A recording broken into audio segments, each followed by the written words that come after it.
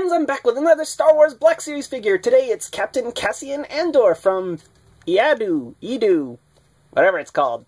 Here is Cassian out of the packaging. Now, from what I understand, this guy is some kind of intelligence officer, or, well, it says he's a captain on the packaging. So he's a captain in, I guess, the intelligence branch of the Rebel Alliance, which is really cool, because usually we just see pilots and stuff in the Rebellion. We don't get to see other branches of the Rebellion, and I think this movie's going to show us all kinds of stuff.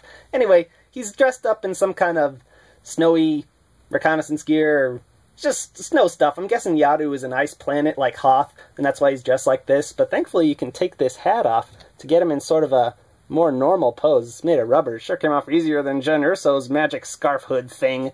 And unfortunately we can't take this jacket off, but I'm sure Hasbro will be happy to sell you his standard look down the line later, after you already bought this one. My favorite part of the sculpt is actually the big fuzzy rim of his hood around his jacket. There's just so many jagged lines and it looks so fuzzy. It came off really well, I think. The face, unfortunately, isn't that good. He's got a bit of the dopey eye syndrome going on, if we can look at him. And then, unfortunately, you see on the side there, they kind of tried to sculpt some stubble, but it really just looks like he's got some bad case of acne, or like the plague is growing on his cheeks. The goatee itself looks alright, and then the jacket, everything on the jacket is fine, really. There's nothing too intricate about it. No complaints on the sculpt below the neck. It's really just the face sculpt, I feel, with the stubble and the dopey eyes that's not too great.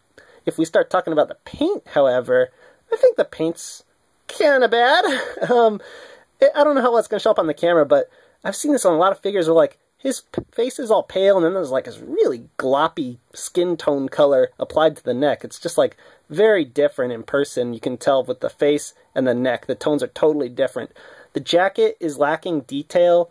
I mean, all these straps and stuff, they couldn't give him a trim that's a different color. I mean, maybe that's just how it is in the movie, but I don't know. I feel like it's a design that's lacking detail on the jacket, except for the sides, where he's got these lines going down that kind of remind me of Greedo's jacket. Maybe I'll pull out Greedo for a comparison at the end of this. Sorry,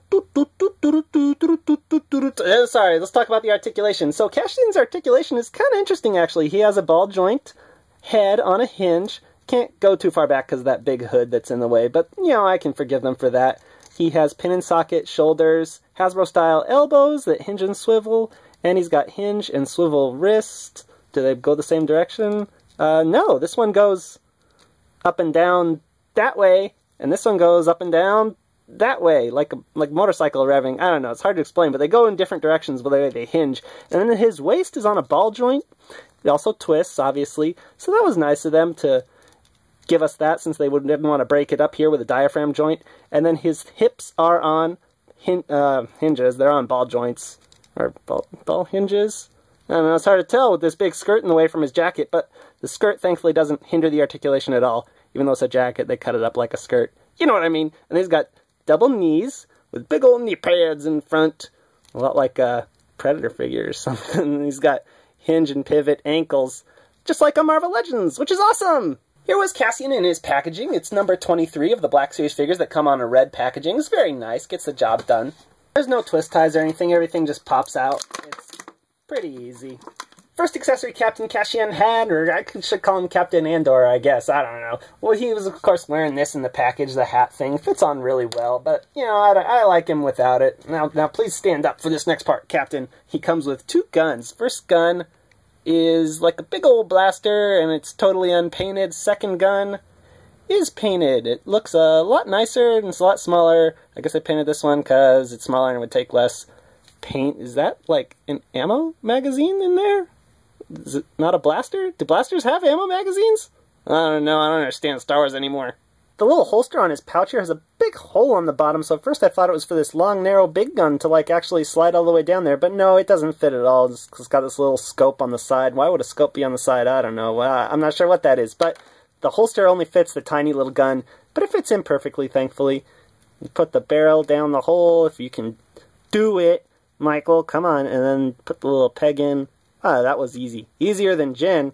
Looks great with it, too. And now it's the scale time! Cassian stands at 5 7/8 of an inch tall. He's just a hair under 6 inches tall. I guess Star Wars Black Series is getting smaller these days.